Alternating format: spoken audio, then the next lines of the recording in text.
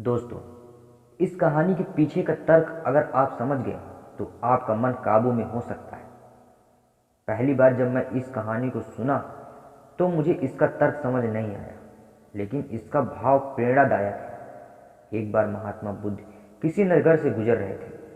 बुद्ध की नज़र एक कपड़े के व्यापारी पर पड़ी जो दुखी और हताश दिखाई दे रहा था।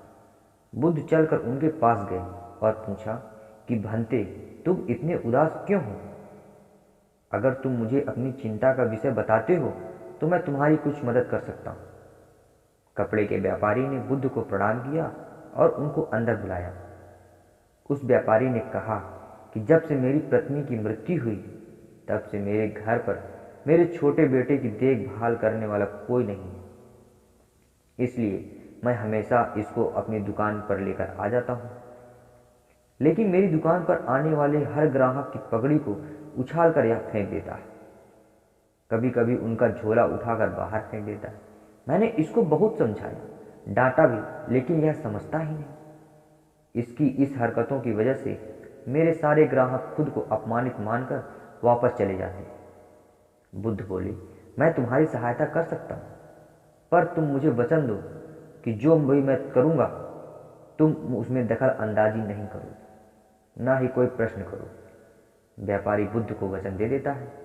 अगले दिन बुद्ध एक पगड़ी पहनकर आए और एक ग्राहक की भांति आकर बैठ गए।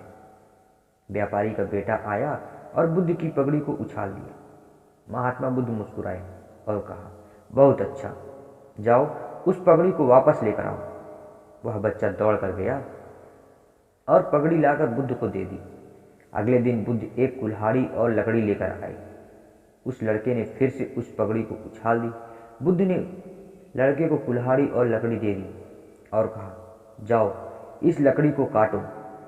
व्यापारी को थोड़ा सा डर लगा कि कहीं उसके लड़के को चोट न आ जाए, लेकिन उसको अपना वचन याद था। 7 दिन तक महात्मा बुद्ध कोई ना कोई नया काम लेकर आते और उस लड़के से करवाते रहते। शीघ्र ही वह लड़का भूल गया कि उसको किसी की पगड़ी उछालनी है। व्यापारी बहुत खुश हुआ और बुद्ध को धन्यवाद दिया। दोस्तों, मुझे पता है इस कहानी का और मन के वश का कोई विशेष संबंध नहीं, लेकिन पहले आप इस तर्क को समझ लीजिए। अगर हम अपने मन को अपने हिसाब से काम में नहीं करवाएंगे तो मन अपने हिसाब से काम करेगा। मन वश में हो सकता है यदि हम मन को अपने अनुसार चलाएं। मन अपने हिसाब से काम कर सकता है। मन को हम अपने हिसाब से काम करवा सकते हैं। बुद्ध से मिलने से पहले उस लड़के का मन और दिमाग अपने हिसाब अनियंत्रित रूप से काम कर रहा था, लेकिन बुद्ध ने उस लड़के को अपने अनुसार काम करवाया, जिससे उसकी आदत बदल गई। दोस्तों, आपके यहाँ भी कोई भी शरारती बच्चे हों, उनको यह कहानी सुनवाइए और इन्हीं तरीकों को अपनाइए। आशा करता हूँ कि उनमें बहुत ही जल्दी परिवर्तन आएगा। अगर यह कहानी आपको अच्छी लगी तो वीडियो को लाइक कीजिए, चैनल को सब्सक्राइब करके ज़्यादा से ज़्यादा इस कहानी को शेयर कीजिए। धन्यवाद।